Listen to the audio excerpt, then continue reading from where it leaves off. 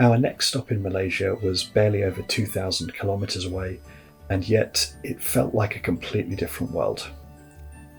In contrast with the mountainous rainforest and mangrove forest found on Langkawi, the rainforest around Sandakan is simply vast. But what they have in common is a staggering variety of wildlife.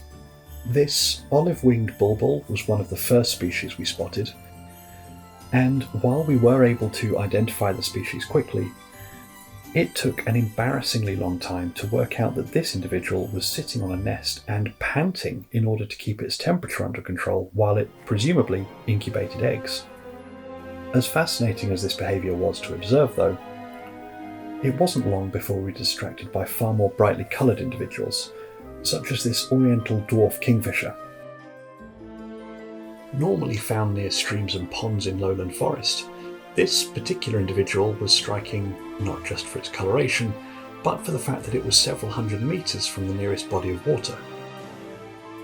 As the species tends to nest well away from water, it may well be that this individual had a nest in a tree that we couldn't see, and unlike every other kingfisher we've ever come across, was completely unconcerned by our presence. The oriental dwarf kingfisher is one of the smallest known kingfisher species, barely larger than a medium-sized hummingbird, at less than 14 centimetres in length, leading to the species being described as pocket-sized, which, speaking personally, may be about my favourite description ever.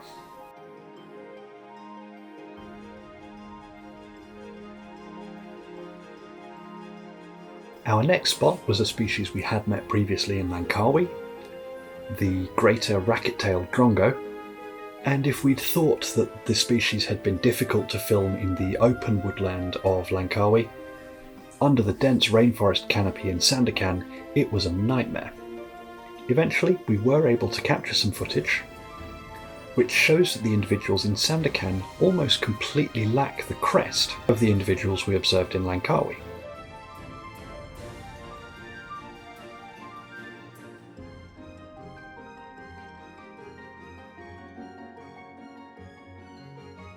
Last but not least, it is difficult to avoid spotting the Javan myna in and around Sandakan.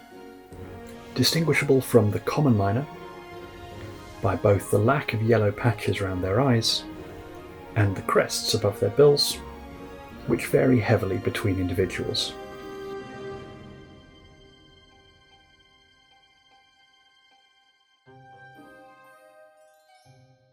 Perhaps the only thing more striking than the sheer variety of species on display in the canopy is the colours.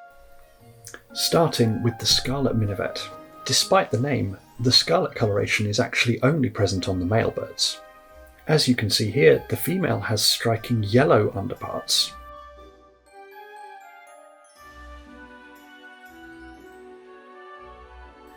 Also in the forests of Sandakan, you can find the ruby-cheeked sunbird, among many other species of sunbird, which are thankfully far less flighty than their South African counterparts.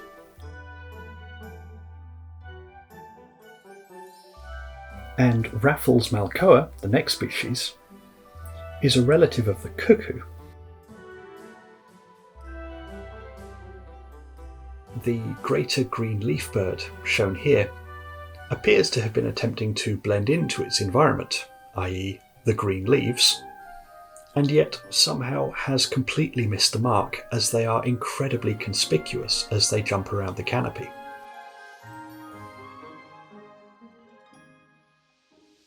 Although certainly not as conspicuous as the blue-throated bee-eaters, also known as the chestnut-headed bee-eater for perhaps obvious reasons.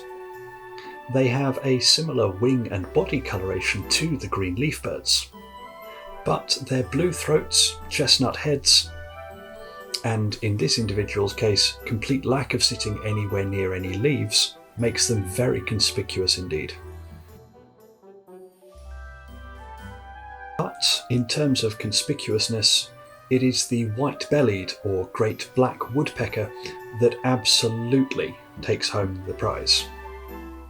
At up to 48 centimetres in length and weighing as much as 350 grams, they are the third largest Asian woodpecker species. And this, along with their vibrant red head feathers, makes them easy to distinguish among the forest canopy. Much like many other woodpecker species, they nest in large holes in dead trees, and will often use the same nest several times over consecutive years. This individual, however, is well on its way through excavating a new nest into a trunk, and because we had to hear how proud of itself it was, so do you.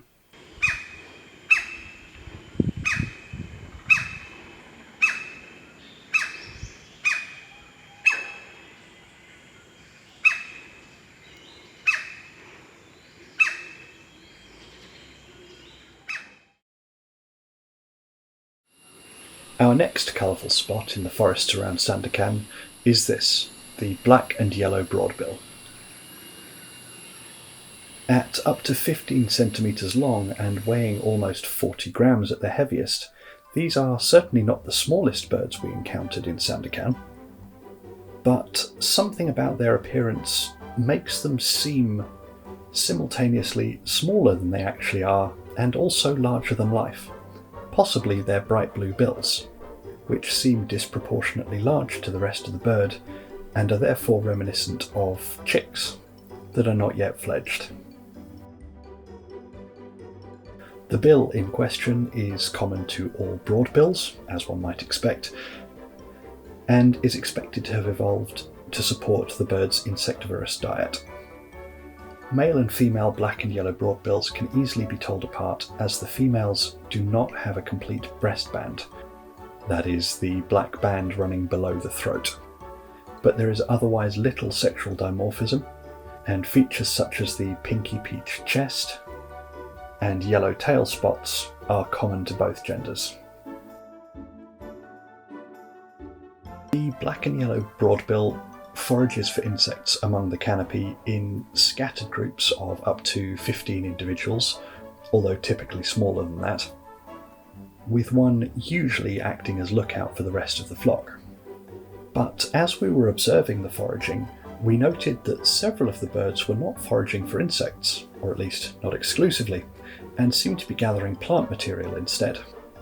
And by carefully tracking where these birds were flying, whilst of course taking care not to get too close to them, we were able to observe them building nests. Although, in all honesty, having been used to seeing the weaver birds in Africa, it did take a little time to determine that this was a nest, and not just a pile of fallen leaves. It is possible that this messy appearance is deliberate to camouflage the nest, although this may be an overgenerous assessment. Despite the somewhat scruffy appearance, though, these nests are intricately constructed with a broad variety of different materials, and are no less intricately woven together than those of weaver birds in Africa. But perhaps the most startling detail of the nests is their sheer size.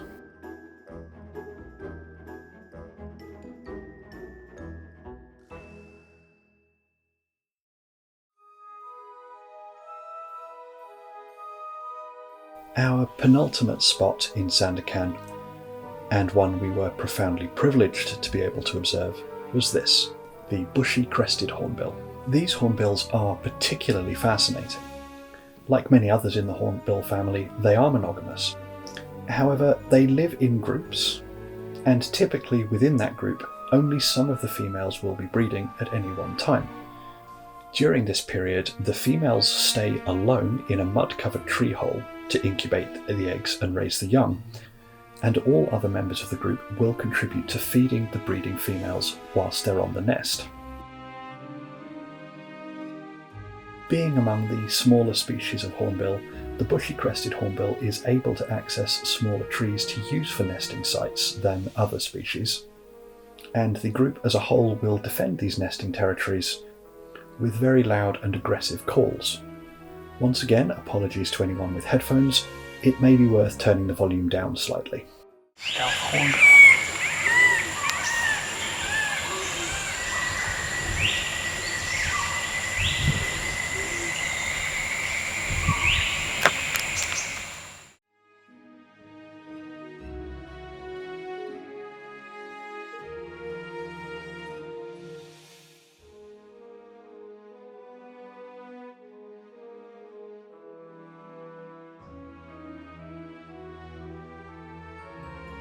And finally, to round out the episode, some more gratuitous slow-mo footage of an oriental darter in the rain. Commonly known as the snakebird, the oriental darter does not have waterproof feathers, so when swimming it is only the sinuous neck that can be seen above the surface of the water, and the birds will usually perch on a branch or rock, such as this one, to dry. Because of the rain, however, this individual didn't quite seem to know what to do with itself.